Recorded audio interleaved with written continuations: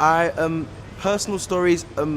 We were shut out, and we did find like our close friends and family. They were indoors, but from my personal experience, it was quite scary. It felt like a war was about to break out because we were at home and we saw it on the news. And my bandmate, he was at my house, and he couldn't go home. So and when he did go home, we were driving him home, but we were quite scared, looking to our left and our right, like, is anything about to pop off? But I guess the most fondest memory was just seeing my road on CNN and Fox News. I'm thinking, what? Like, it's just weird. This is Hackney. But sadly, it wasn't for anything positive. It was because like the local bad boys were jacking people and kind of tipping cars over, so it wasn't anything pleasant. But yeah, that's just the fondest memory I have of it, and not being able to go to church on Sunday. That was a bit of a bummer because I was looking forward to it. But yeah, it wasn't, once again, nothing positive. It was. Do you know what?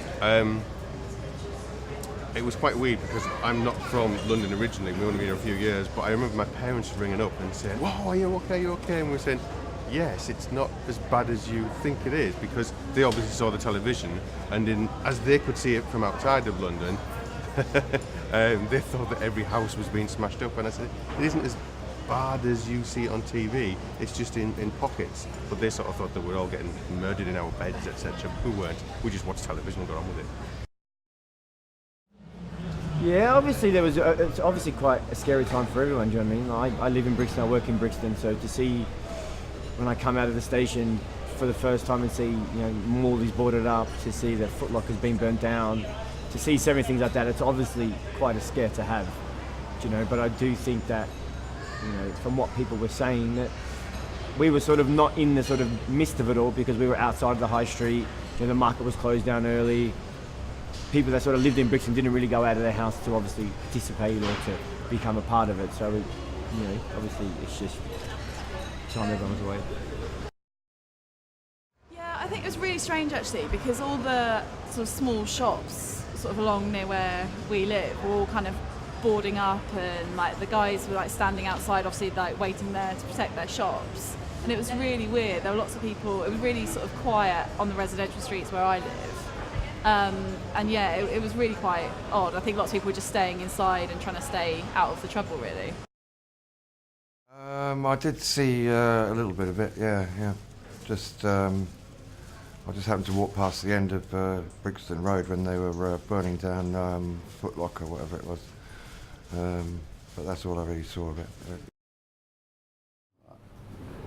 It started here, in my experience.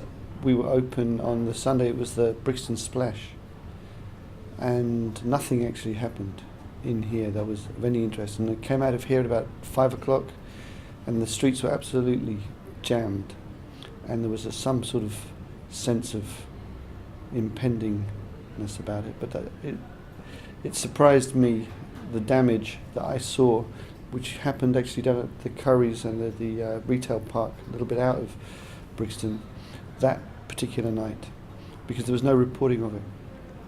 They kind of kept it under wraps.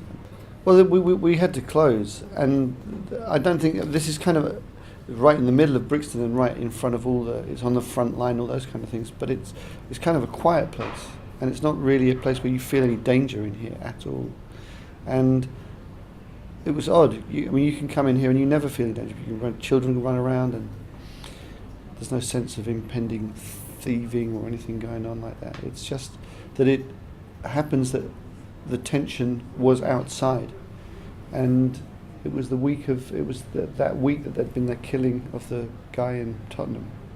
So there was some sort of, clearly there was tension in the air, but it didn't happen until the evening anyway.